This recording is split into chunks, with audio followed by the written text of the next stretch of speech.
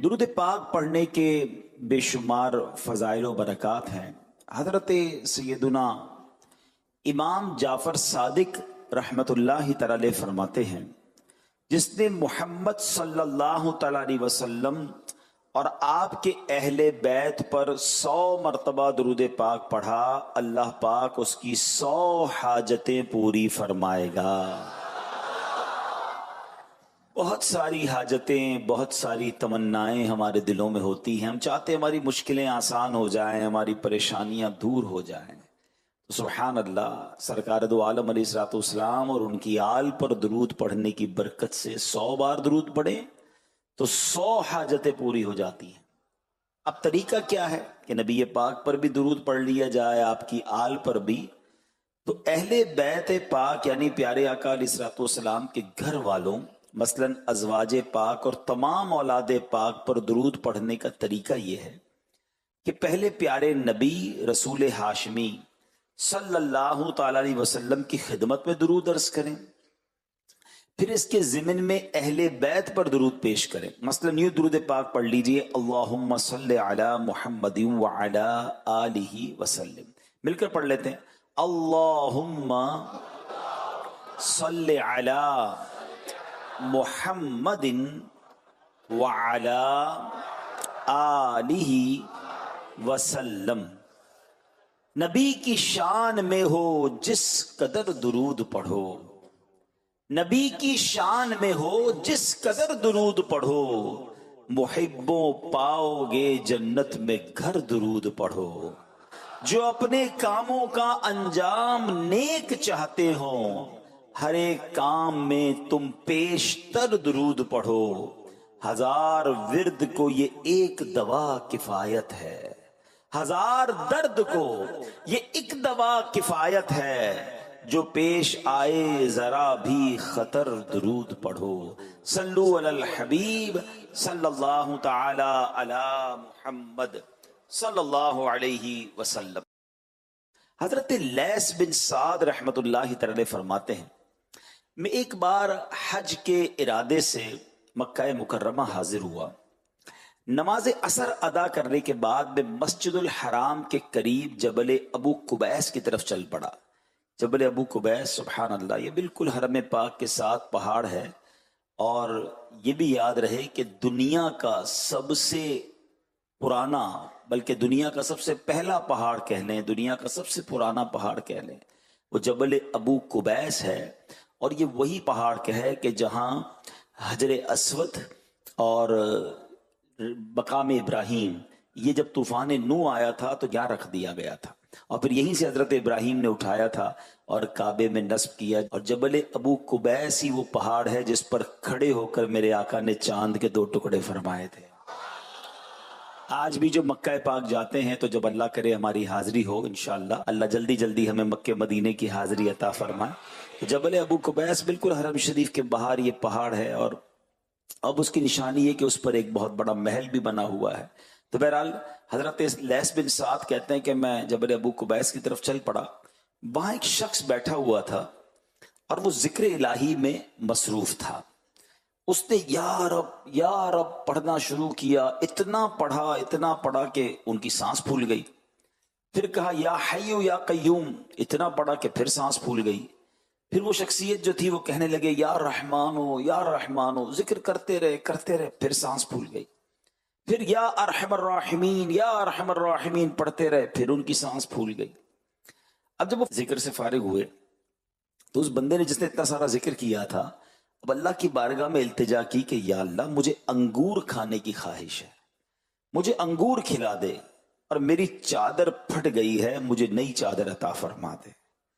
وہ شخص نے جب دعا کی تو حضرت لیث کہتے ہیں اللہ کی قسم بھی بات پوری نہیں ہوئی تھی کہ میں نے ایک ٹوکری دیکھی جو انگوروں سے بھری ہوئی تھی، حالانکہ ان دنوں انگوروں کا سیزن بھی نہیں تھا، اور 2 چادریں بھی اس ٹوکری میں موجود ہیں۔ ابھی دعا کی ہے اور ابھی دعا کا ثمرہ، دعا کی قبولیت سامنے۔ حضرت لیث کہتے ہیں میں حیران ہو گیا، تو وہ جو شخص تھے انہوں نے انگور کھانا شروع کیا۔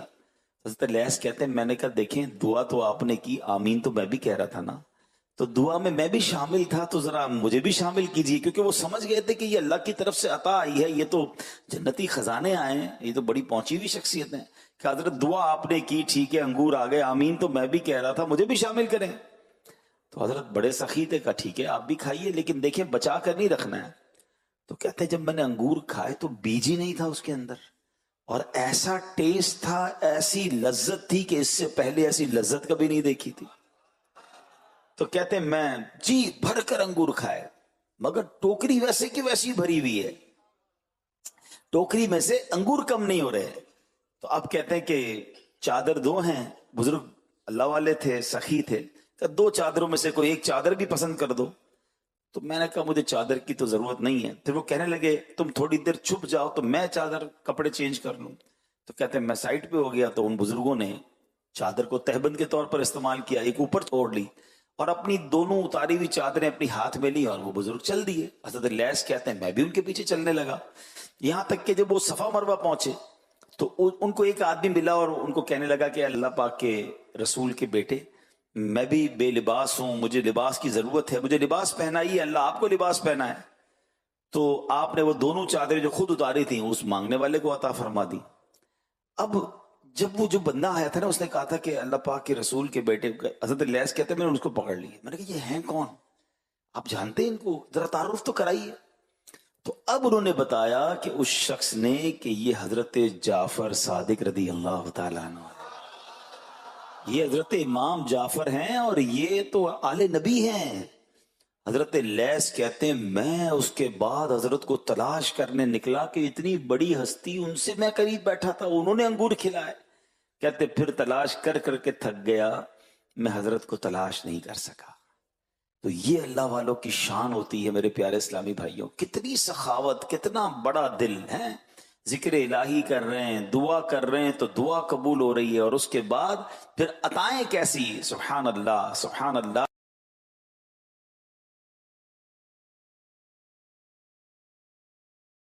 ان کے بارے میں آتا ہے کہ ان کے گھر پہ کھانے کو کچھ نہیں تھا بظاہر، ان کے بھی غربت کے دن تھے، کسی نے دروازے پر دستک دی تو اپنی زوجہ سے کہا کچھ ہے، اس نے کہا اللہ کے نام پہ کچھ دو، میں غریب ہوں، بھوکا ہوں، تو کچھ ہے؟ تو کہا ہمارے پاس 4 انڈے ہیں۔ تو کہا چاروں انڈے دے دو، یہ نہیں کہا کہ 4 میں سے 1 دے دو، کہا یہ 4 دے دو۔ وہ اللہ والی، وہ بھی نیک خاتون تھی، یہ نہ پوچھا کہ حضرت ہم کیا کھائیں گے، 4 انڈے دے دیے۔ مگر اللہ پر بھروسہ ایسا تھا کہ اللہ کی راہ میں دیا ہے نا، اب آنے والا ہے۔ تھوڑی دیر ہوئی تو دروازے پہ دستک ہوئی، کہا حضور آپ کے ایک دوست نے آپ کے لیے تحفہ بھجوایا ہے۔ بیوی سے پوچھا دیکھو کیا ہے، تو کہا حضور انڈے ہیں۔ کہا کتنے ہیں؟ کہا پوری ٹوکری ہے۔ کہا گنو کتنے ہیں؟ کاؤنٹ کیے تو 30 انڈے تھے۔ بیوی سے کہا تم نے کتنے دیے تھے؟ کہا حضور 4 دیے تھے۔ آئے کتنے ہیں؟ کہا 30 آئے ہیں۔ چیک کرو 30 نہیں آنے چاہیے تھے، 40 آنے چاہیے تھے۔ کہا حضور آئے تو 40 ہیں مگر 10 ٹوٹے ہوئے ہیں۔ کہا اچھا 30 پورے 10 ٹوٹے ہوئے، یہ بتاؤ جو دیے تھے اس کی کیفیت کیا تھی؟ حضور بات یہ جو میں نے انڈے دیے تھے نا، اس میں بھی 3 پورے تھے، 1 ٹوٹا ہوا تھا۔ بات آئی سمجھ میں؟ بات ہے گہری، سمجھنی پڑے گی۔ پورے دو گے پورے ملیں گے، ٹوٹے دو گے ٹوٹے ملیں گے۔ اب آپ کی مرضی ہے، اللہ کی بارگاہ میں دینے پورے ہیں یا ٹوٹے ہیں؟ بچنے والا، پھکنے والا، ضائع ہونے والا، جو میں نہ کھا سکوں، کھانے میں بدبو آ گئی، پھر باری آتی ہے غریب کی۔ نہیں، سیکھو آل نبی سے کہ ابھی جنت کی نعمتیں ملی ہیں، فرما رہے آپ بھی ساتھ کھا لیں۔ 2 چادریں آ رہی ہیں، کہہ رہے ایک آپ لے لیں، اور یہی صحابہ کا طریقہ، یہی نبی پاک کا انداز۔ اللہ سخاوت دے اور دل کی سخاوت دے، خوشی کے ساتھ بانٹنا۔ مطلب میں کئی لوگ ہیں ماشاءاللہ، ایسے دیکھا ہے میں نے بھی، آپ نے بھی دیکھا ہوگا، جو دوسروں کو کھلا کے خوش ہوتے ہیں، جو دوسروں کو دے کر خوش ہوتے ہیں۔ اور یقین کریں اب تو دنیا اس پر ریسرچ کر رہی ہے کہ what is the definition of happiness, خوشی کی تعریف کیا ہے۔ میرے پاس مال آ جائے، میں نعمتیں استعمال کر لوں، میں خوش ہو جاؤں؟ نہیں، اب دنیا اس نتیجے پر پہنچی کہ تم کسی کے ساتھ ایسا برتاؤ کرو کہ وہ خوش ہو جائے، اس کے چہرے کی مسکراہٹ تمہیں خوشی عطا کر دے گی۔ اور آپ یہ کر کے دیکھیں، کسی ایک کی عید اچھی کر دیں، کسی ایک کی شادی اچھی کر دیں، کسی ایک کی کھانا اچھا کر دیں، کسی ایک کو لباس پہنا دیں، بس کسی کی دکھ دور کر دیں. وہ جب مسکرائے گا نا، وہ بچہ ہو یا گھر والا ہو یا واٹ ایور، اس مسکراہٹ سے جو آپ کو خوشی ملنی ہے، بلکہ آپ اس کو نہ بھی دیکھ سکیں، انشاءاللہ جو اس نے ہاتھ اٹھا کر دعا کرنی ہے، اللہ آپ کے دل کو خوشیوں سے معمور کر دے گا. تو پہلی خوبصورت بات، آل نبی کی کیا شان ہے. ابھی تو بات شروع ہوئی ہے اور کتنا سیکھنے کو مل رہا ہے. بہرحال اچھا، حضرت امام جعفر صادق دوسرے کو کھانے میں شریک فرمانے والے، اور اسی طرح آپ نے لباس بھی عطا فرمایا جو غیب سے لباس ملا تھا. اب یہ لباس پہنانا یہ کتنی بڑی نیکی ہے، آپ کو پتہ ہے؟ کھانا کھلانا اور لباس پہنانا یہ نصیب والوں کا کام ہے. اللہ ہم سے کام لے لے. اللہ کے نبی علیہ الصلوۃ والسلام فرماتے ہیں، جس نے کسی مسلمان کو لباس پہنایا، جب تک اس میں کوئی دھاگا یا لڑی اس کے بدن پر رہے، لباس پہنانے والا اللہ پاک کی حفاظت میں رہے گا. ہائے ہائے ہائے، سیکیور ہو گیا بندہ. جس نے کسی کو کپڑے پہنا دیے، وہ کپڑے پہن رہا ہے، ادھر اللہ نے اس بندے کا حصار کر دیا، وہ محفوظ ہو گیا. ایک اور حدیث پاک میں آقا فرماتے، جو کسی بے لباس کو لباس پہنائے، اللہ پاک اسے سبز جنتی جوڑے پہنائے گا. سبحان اللہ. تو یہ نیکی کرتے رہنی چاہیے. حضرت انس بن مالک اور حضرت سہل بن سعد رضی اللہ عنہ کی صحبت پائی ہے. اس سے یہ پتا چلا کہ امام جعفر صادق تابعی بزرگ ہیں. اچھا، آپ والدہ کی طرف سے صدیقی یعنی حضرت ابوبکر صدیق کی اولاد، اور والد صاحب کی طرف سے حسینی سید ہے. آپ کا نام پاک جعفر، کنیت ابو عبداللہ، اور لقب صادق ہے. صادق کا معنی ہے سچ بولنے والا. امام جعفر صادق جو لفظ ساتھ لگتا ہے نا، یہ پتا ہونا چاہیے کہ صادق اس لیے کہا جاتا ہے یعنی بہت زیادہ سچ بولنے والا. آپ کبھی بھی جھوٹ نہیں بولتے تھے، اس لیے آپ کا لقب صادق پڑ گیا، سچا پڑ گیا. سبحان اللہ. اے میرے پیارے اسلامی بھائیو، ہمیشہ سچ بولتے تھے. محبت تو ہم بھی ان سے کرتے ہیں، اہل بیت کا غلام ہم بھی کہتے ہیں اپنے آپ کو. کیا ہم بھی سچ بولتے ہیں؟ کہ ہم بھی جھوٹ سے بچتے ہیں؟ اللہ اکبر. یہ جھوٹ کتنی بری بیماری ہے، آپ کو پتا ہے؟ سرکار دو عالم صلی اللہ تعالی علیہ وسلم کا فرمان سنیے، سچائی کو اپنے اوپر لازم کر لو، کیونکہ سچائی نیکی کی طرف لے جاتی ہے اور نیکی جنت کا راستہ دکھاتی ہے. آدمی برابر سچ بولتا رہتا ہے اور سچ بولنے کی کوشش کرتا رہتا ہے، یہاں تک کہ وہ اللہ پاک کے نزدیک صدیق یعنی بڑا سچا لکھ دیا جاتا ہے. آقا فرماتے جھوٹ سے بچو، کیونکہ جھوٹ گناہ کی طرف لے جاتا ہے اور گناہ جہنم کا راستہ دکھاتا ہے. اور آدمی برابر جھوٹ بولتا رہتا ہے اور جھوٹ بولنے کی کوشش کرتا رہتا ہے، یہاں تک کہ اللہ پاک کے نزدیک کذاب یعنی بڑا جھوٹ بولنے والا لکھ دیا جاتا ہے. اب پرابلم یہ ہے کہ پہلے ہم جب چھوٹے تھے نا، ہم یہ دیکھتے تھے کہ بندہ کبھی کبھی جھوٹ بولتا ہے. اب ایسا لگتا ہے انسان کبھی کبھی سچ بولتا ہے. ہر بات میں لوگوں کو جھوٹ بولنا ہے، کاروبار میں جھوٹ بولنا ہے، دوستوں میں جھوٹ بولنا ہے، مذاق میں جھوٹ بولنا ہے، ہنسانے کے لیے جھوٹ بولنا ہے. نہ کریں ایسا. احادیث میں مضمون ملتا ہے کہ جب بندہ ایک بار جھوٹ بولتا ہے، اس کے منہ سے اتنی بدبو نکلتی ہے کہ رحمت کا فرشتہ 1 میل دور ہو جاتا ہے. اب جو روز جھوٹ بول رہا ہے، کتنے فرشتے دور کر دیے اس نے. ہم کہتے ہیں پتہ نہیں گھر میں رحمت نہیں آ رہی، بیماریاں دور نہیں ہو رہی، قرضے اتر نہیں رہے، ٹینشنیں دور نہیں ہو رہی. ارے بھائی، جھوٹ بول بول کے رحمت کے فرشتے تو دور کر دیے. نہ کریں ایسا. ہم سچے کے امتی ہیں، سچوں کے غلام ہیں. ہمارے آقا سچے، ان کی آل سچی، اولیاء کرام صحابہ کرام سچے. پھر ہمیں کیا ہو گیا؟ ہم کیوں جھوٹ بولتے ہیں؟ نیت کریں امام جعفر صادق رضی اللہ تعالیٰ سے محبت کرنے والوں، اب زندگی میں کبھی انشاءاللہ جھوٹ نہیں بولیں گے انشاءاللہ. اچھا، جب بندہ سچا ہوتا ہے نا، پھر اس کی زبان سے جو نکلتا ہے نا، آئے ہائے، ایسا بعض اوقات تو تیر کی طرح اثر کرتا ہے. کچھ مبلغین بھی ملتے ہیں، کچھ لوگ بھی ملتے ہیں، کہتے ہیں حضور کوئی نسخہ بتا دے زبان میں تاثیر آ جائے، بات کریں تو دل میں اتر جائے. دیکھیں جو سچا ہوتا ہے نا، اندر سے صاف ہوتا ہے، اس کی زبان میں اللہ پاک ایسی تاثیر عطا فرماتا ہے کہ وہ بات دل میں اتر جاتی ہے. میں پرانے بزرگوں کی مثالیں دوں، چلو میں آج کے دور کی مثال دیتا ہوں. امیر اہل سنت کو دیکھ لیجئے نا، مدنی مذاکرہ فرماتے بظاہر کتنی سادہ باتیں کرتے ہیں، کوئی راکٹ سائنس بیان نہیں کرتے، مگر لاکھوں لوگ عمل کرنا شروع کر دیتے ہیں، ہزاروں بدلنا شروع ہو جاتی. کیسے؟ یہ سچے کی زبان سے جب کوئی لفظ نکلتا ہے اور پھر سبحان اللہ اللہ کے بھروسے پر کوئی بات وہ کر لیں اللہ والے تو اللہ وہ پوری فرما دیتا ہے. امام جعفر صادق رضی اللہ عنہ کے پاس ایک شخص آیا، کہتا ہے حضور میں 10,000 دینار دیے اور کہا میں حج کے لیے جا رہا ہوں، میری رقم سنبھال کے رکھیے اور کوئی میرے لیے اچھا سا گھر خرید لیجیے. آپ نے کہا ٹھیک ہے، پیسے اس سے لیے، وہ بندہ چلا گیا حج پہ. حج سے واپس آیا، کہتا حضور میرا گھر کہاں ہے؟ آپ فرماتے میں نے تمہارے پیسوں سے تمہارے لیے جنت میں گھر خرید لیا.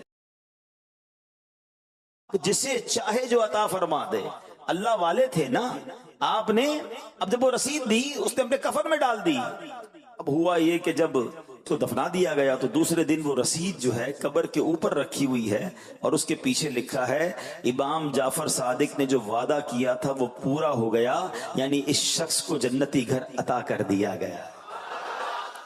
چاہیں تو اشاروں سے اپنے کایا ہی پلٹ دیں دنیا کی، یہ شان ہے ان کے غلاموں کی، سرکار کا عالم کیا ہوگا. تو یہ تو آل نبی ہے نا. تو سبحان اللہ، اللہ کا جو ولی ہوتا ہے اب وہ ہاتھ اٹھا کر دعا فرما دے. اب یہ حدیث پاک سے ذرا اس کو میچ کیجئے گا. نبی پاک علیہ السلام فرماتے جس کا مضمون ہے کچھ لوگ وہ ہوتے ہیں پرا گندا بال میلے کچیلے لباس والے جن کو کوئی اپنی محفل میں نہ بلائے، آئیں تو کوئی نوٹس نہ کرے. اللہ اکبر. اور آقا فرماتے جب وہ کسی بات پر قسم اٹھا لیں تو اللہ ان کی قسم کو پوری فرما دیتا ہے. اچھا یہاں ایک اور بات سیکھنے والی ملی نا کہ بعض اوقات میلے کچیلے کپڑوں والے غریب سا بندہ ہمارے قریب آ کر بیٹھتا ہے، ہم اس کو لفٹ ہی نہیں کراتے. ہمیں نہیں پتا اس کا اللہ کی بارگاہ میں کیا مرتبہ ہے. تو یاد رکھیے گا ہمیں ہر کسی سے ادب سے بات کرنی ہے، ہر کسی سے پیار سے بات کرنی ہے. اللہ نے اپنے اولیاء کو اپنے بندوں میں چھپا کر رکھا ہے. تو حضرت امام جعفر صادق رضی اللہ عنہ اس واقعے سے یہ بھی پتا چلتا ہے کہ ہمیں سب سے محبت سب سے پیار سے پیش آنا ہے. ہم کسی کو ڈانٹ کے گزر جاتے ہیں، کسی کو جھڑک کے گزر جاتے ہیں، کوئی ٹھیلے والا، کوئی رکشے والا، کوئی بیچارہ مسجد کا خادم. نہیں نہیں نہیں، ٹھیک ہے دنیاوی طور پر اس کو کوئی ترقی نہ مل سکی، اللہ کی بارگاہ میں اس کا کیا مقام ہے ہمیں نہیں پتا. تو سب سے محبت سے بات کرنی ہے.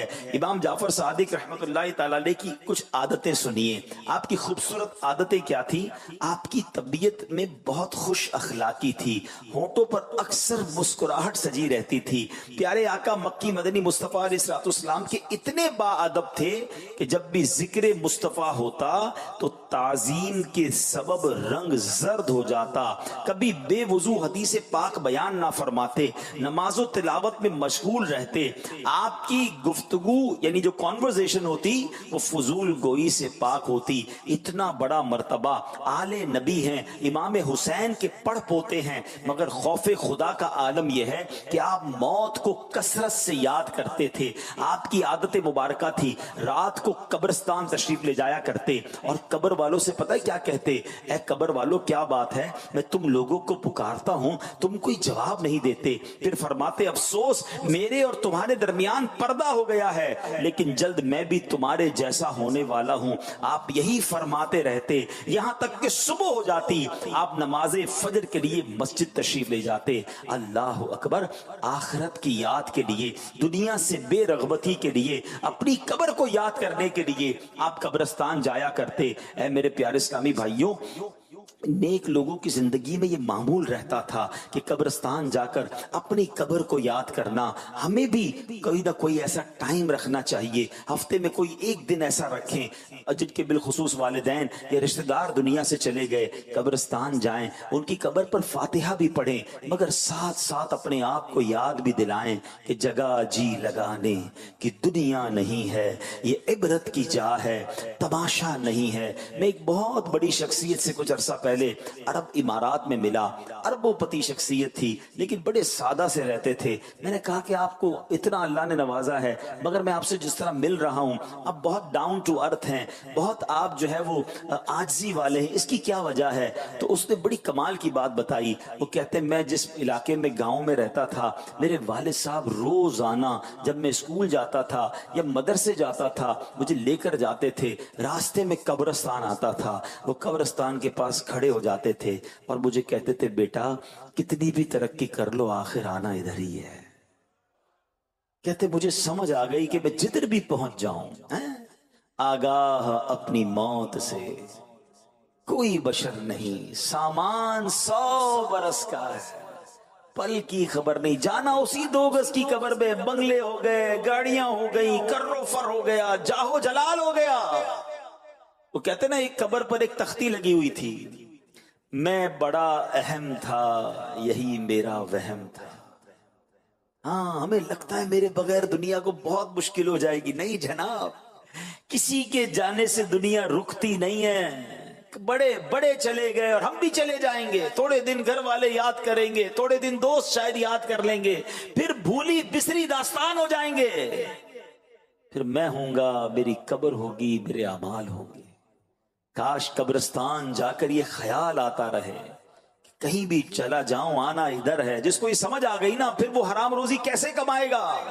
ارے کبھی دیکھا کسی قبر کے اندر کوئی تجوری ہو، کسی کفن میں کوئی جیب دیکھا آپ نے؟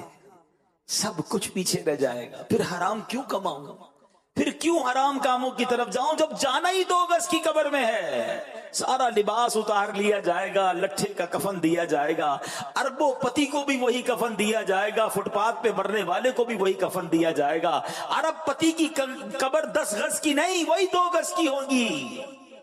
غریب فقیر کی قبر بھی ویسی ہوگی. اب اندر جا کر کسی کی قبر تو جنت کا باغ بن جائے گی. کوئی جنت کی نعمتیں اٹھا رہا ہوگا، کوئی جنت کی کھڑکی کی ہوا کھا رہا ہوگا. کسی کی قبر میں سانپ اور بچھو آ جائیں گے. اللہ اکبر. اے میرے پیارے اسلامی بھائیوں، امام جعفر صادق کس قدر خوف خدا والا تھے. بچپن میں ہی آپ کا یہ انداز تھا، آپ خوف خدا سے خوب روتے، ہچکیاں لیتے، یہاں تک کہ دیکھنے والوں کو آپ سے ہمدردی ہو جایا کرتی. آپ کے بچپن کا واقعہ ہے، 4 سال کی عمر ہے، زاروں کتار رو رہے ہیں. ارے 4 سال کی عمر کیا ہوتی ہے؟ اللہ اکبر. مگر اس خون میں چونکہ خون نبوی تھا، خون رسالت تھا، پیارے آقا علیہ الصلوۃ والسلام کی اولاد میں سے ہیں، 4 سال کی عمر میں زاروں کتار رو رہے ہیں. کسی نے کہا کہ حضور کیا بات ہے، کچھ چاہیے تو مجھے بتائیے. اے ننھے شہزادے کس بات سے رو رہے ہیں؟ یہ سن کر آپ مزید رونے لگے اور کیا کہتے ہیں؟ کہتے ہیں چچا جان، اللہ پاک کے غضب اور عذاب جہنم کو سوچ کر مجھے خوف آ رہا ہے، میں اس لیے رو رہا ہوں. ان صاحب نے کہا بیٹا آپ تو ابھی بڑے چھوٹے ہیں، آپ تو نابالغ ہیں، آپ کیوں رو رہے ہیں؟ اللہ اکبر. انہوں نے کہا کہ بیٹا اطمینان رکھیے، بچوں کو عذاب نہیں دیا جائے گا. سبحان اللہ. مگر سوچ کیسی ہے، فکر آخرت کیسی ہے؟ وہ کہتے چچا جان کبھی آپ نے دیکھا ہے بڑی بڑی لکڑیاں جب جلانی ہوتی ہیں، بڑی آگ لگانی ہوتی ہے تو چھوٹی چھوٹی لکڑیوں کو پہلے جلایا جاتا ہے، پھر بڑی لکڑیاں جلائی جاتی ہیں، پھر بڑی آگ سلگائی جاتی ہے. چچا جان میں ڈرتا ہوں کہ ابو جہل اور ابو لہب جیسے بڑے بڑے کافروں کو جہنم میں جلانے کے لیے کہیں مجھ چھوٹے سے کو بھی نہ ڈال دیا جائے. اللہ اکبر. آپ ذرا غور کیجئے، وہ آل نبی ہیں اور سبحان اللہ اس قدر عظیم خاندان سے ہیں، مگر خوف خدا کا یہ عالم ہے. کبھی مجھے اور آپ کو فکر ہوئی، کبھی ہماری آنکھوں سے آنسو بہے، کبھی ہماری رات کو نیند اس لیے نہ آئی ہو کہ مرنے کے بعد ہوگا کیا، قبر میں میرا کیا حال ہوگا، کہیں مجھے جہنم میں تو نہیں ڈال دیا جائے گا. ہمیں فکریں ہیں مگر دنیا کی فکریں ہیں. ہم میں سے بہت سارے ایسے ہوں گے جو رات اس لیے نہیں سوئے ہوں گے کہ کاروبار کا کیا ہوگا، نوکری کا کیا ہوگا، بچوں کا کیا ہوگا، خاندان کا کیا ہوگا. اتنی ٹینشنیں. حالانکہ اس ٹینشن کا میرے آپ کا تعلق نہیں ہے. رب نے پیدا کیا ہے تو وہی رزق عطا فرمائے گا. رزق کا تو وعدہ ہے، مغفرت کا وعدہ نہیں.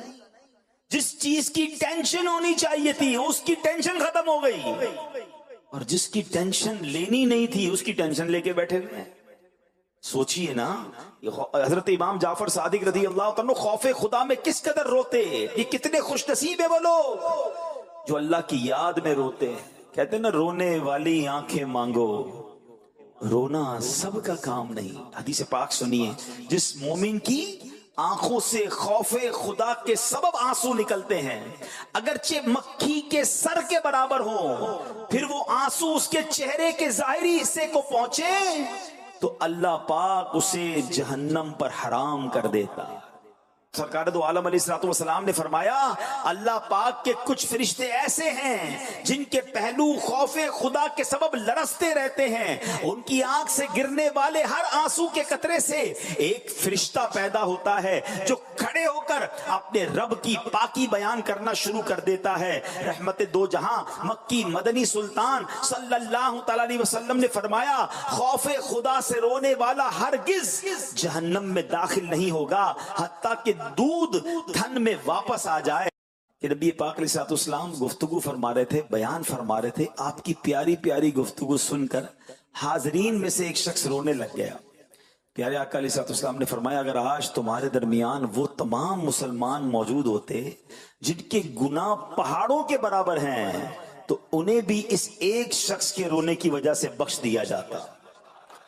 پتہ ہے اس کے رونے پر کیا ہو رہا تھا؟ آقا فرماتے ہیں کیونکہ فرشتے بھی اس کے ساتھ رو رہے ہیں اور دعا کر رہے ہیں اے اللہ پاک جو کثرت سے روتے ہیں نہ رونے والوں کے حق میں ان کی شفاعت قبول فرما۔ آئے ہائے اللہ ہمیں رونے والی آنکھیں عطا فرمائے، اپنا خوف نصیب فرمائے اور ایسی صحبتیں ایسی سنگتیں نصیب فرمائے، ایسے اجتماعات میں آتے جایا کریں جہاں اللہ کی یاد میں رونے والے، عشق رسول میں رونے والے، اللہ کی بارگاہ میں گڑ گڑانے والے ہوتے ہیں۔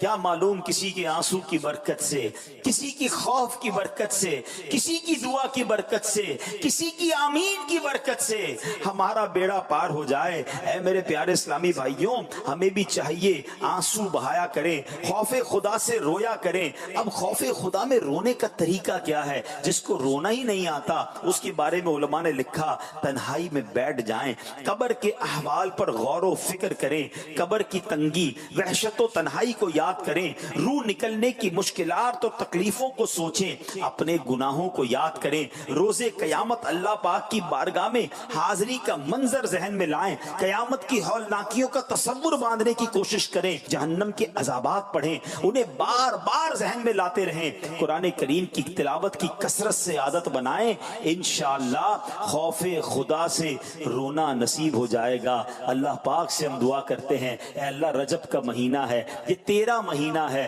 ہزاروں کا مجمع ہے، اے اللہ یہاں کوئی تو تیرا نیک بندہ ہوگا، اس نیک بندے کی برکت سے ہمیں بھی تیرے خوف میں رونے والی آنکھیں عطا فرما دے۔ اے اللہ ان آنسوؤں کے صدقے جہنم کی آگ ہم پر ٹھنڈی فرما دے۔ اے میرے پیارے اسلامی بھائیوں، اب یہاں میں کچھ دعوت اسلامی کے مبلغین، کچھ یہاں پر ماشاءاللہ دیندار لوگ بھی نظر آ رہے ہیں اور بدری چینل پر بھی لوگ سن رہے ہیں، ہم نمازی بن جاتے ہیں، سر پر امامہ، چہرے پر داڑھی، یا جناب کچھ مذہبی حلیہ، کوئی ذمہ داری آ جاتی ہے نا تو لوگ تعریفیں کرنا شروع کر دیتے ہیں، لوگ کہتے ہیں آپ تو بڑے نیک ہیں، ہمارے لیے دعا کر دیجئے، آپ تو جناب بڑے بہت زیادہ مبالغہ کر رہے ہوتے ہیں۔ اب سنیے اس وقت دل کو کیسے قابو پانا ہے۔ امام جعفر صادق کے بارے میں آتا ہے کہ اپنے دور کے بہت بڑے عالم اور ولی کامل حضرت داؤد طائی نے ایک بار امام جعفر صادق کی خدمت میں عرض کی علی جان آپ تو اہل بیت پاک میں سے ہیں، مجھے کچھ نصیحت فرمائیے۔ امام جعفر صادق خاموش رہے۔ حضرت داؤد طائی کہتے ہیں حضور آپ تو اہل بیت پاک میں سے ہیں، مجھے کوئی نصیحت فرمائیے۔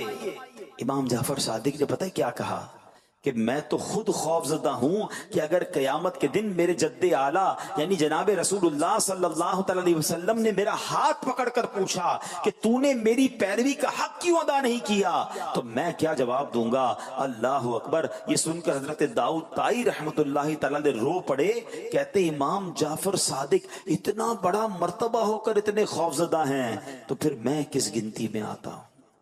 اللہ کرے کہ یہ احساس ہمیں بار بار رہے کہ ہم کچھ بھی نہیں ہیں، میں سب سے بڑا گناہگار ہوں، ہم نے اگر کچھ نیک اعمال کر بھی لیے ہیں ہمیں کیا معلوم وہ قبول ہوئے کہ نہیں، اس میں اخلاص تھا کہ نہیں۔ اللہ کرے کہ ڈر کی کیفیت، خوف کی کیفیت، ہاں یہ ضرور ہے الایمان بین الخوف والرجاء، ہمیں خوف بھی رکھنا ہے، اللہ کی رحمت سے امید بھی رکھنی ہے، مگر جس کو کہتے ہیں نا کہ اپنی ذات پر سیٹسفائی نہیں ہونا ہے، ہمیں ڈرتے رہنا ہے اور یہی اللہ والوں کا انداز رہا. بہرحال اللہ کرے کہ ہمیں ان بزرگوں کے صدقے سچا خوف خدا نصیب ہو جائے, اور جن کو یہ خوف خدا نصیب ہو جائے نا, اللہ اکبر, اس میں کس قدر پھر عطائیں ہوتی ہیں. حضرت ابوبکر صدیق رضی اللہ تعالیٰ عنہ آخری بات خلیفہ اول ہیں, قطعی جنتی ہیں. کئی بار نبی پاک سے گویا جنت کی بشارت لی ہے, مگر آپ کے خوف خدا کا عالم یہ تھا کہ ایک بار آپ قیامت کے متعلق غور و فکر کر رہے تھے, جنت و دوزخ, میزان عمل کے بارے میں غور و فکر کر رہے تھے. اتنا خوف خدا کا غلبہ ہوا کہ آپ نے شدت غم سے کیا فرمایا, کاش میں کوئی سبزہ ہوتا مجھے جانور کھا لیتے, کاش مجھے پیدا ہی نہ کیا جاتا. اللہ اکبر, یہ کون کہہ رہا ہے؟ امیر المومنین خلیفۃ المسلمین, یار غار و یار مزار حضرت ابوبکر صدیق رضی اللہ تعالیٰ عنہ. مگر جب آپ نے یہ عاجزی اختیار کی, یہ خوف کا اظہار کیا, سنیے پھر کیا ہوتا ہے. قرآن کی آیت نازل ہوتی ہے, اللہ پاک فرماتا ہے وَلِمَنْ خَافَ مَقَامَ رَبِّهِ جَنَّتَانِ, فرمایا اور جو اپنے رب کے حضور کھڑے ہونے سے ڈرے اس کے لیے 2 جنتیں ہیں.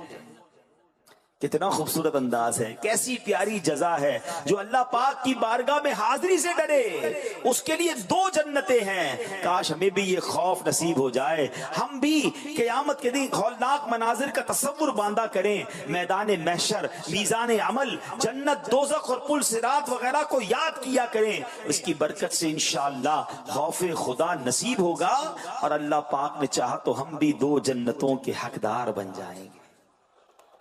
اللہ کرے کہ ہمیں حقیقی خوف خدا نصیب ہو جائے. تو اے میرے پیارے اسلامی بھائیوں, سیدنا امام جعفر صادق رضی اللہ تعالیٰ عنہ کے بارے میں آتا ہے کہ آپ کی 3 بڑی خوبصورت عبادتیں تھیں. کہ حضرت امام جعفر صادق کے بارے میں حضرت ایک شخص, حضرت امام مالک کہتے ہیں میں ایک زمانے تک امام جعفر صادق کی بارگاہ میں جاتا رہا, میں ہمیشہ آپ کو 3 عبادتوں میں سے ایک میں مصروف پاتا تھا. یا تو آپ نماز پڑھتے ہوئے ملتے تھے, یا روزہ دار ہوتے تھے, یا تلاوت قرآن کر رہے ہوتے تھے.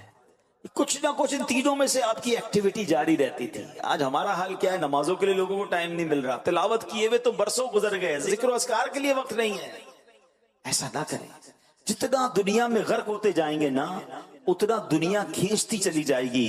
سنیے گا, اللہ پاک فرماتا ہے اے ابن آدم, دنیاوی فکریں چھوڑ کر عبادت کے لیے فارغ ہو جا, تب تمہارے سینے کو مالداری سے بھر دیا جائے گا. اگر ایسا نہیں کرو گے اور دنیاوی فکروں میں ہی رہو گے, ادھر کی ہی سوچتے رہو گے, تو تمہارے دل کو مصروفیات مثلا دنیاوی کاموں میں مشغولیات سے بھر دیا جائے گا. تو پتہ یہ چلا کہ ہمیں اگر دنیا سے وقت نکال کر عبادت کی طرف, دین کی طرف آپ لگائیں گے, اللہ غنا سے دل کو بھر دے گا, دنیا میں بھی برکت آ جائے گی. اور یہی الحمدللہ دعوت اسلامی کا پیغام ہے کہ اپنے دنیاوی امور کے ساتھ ساتھ اپنی آخرت کی فکر کرتے رہا کر.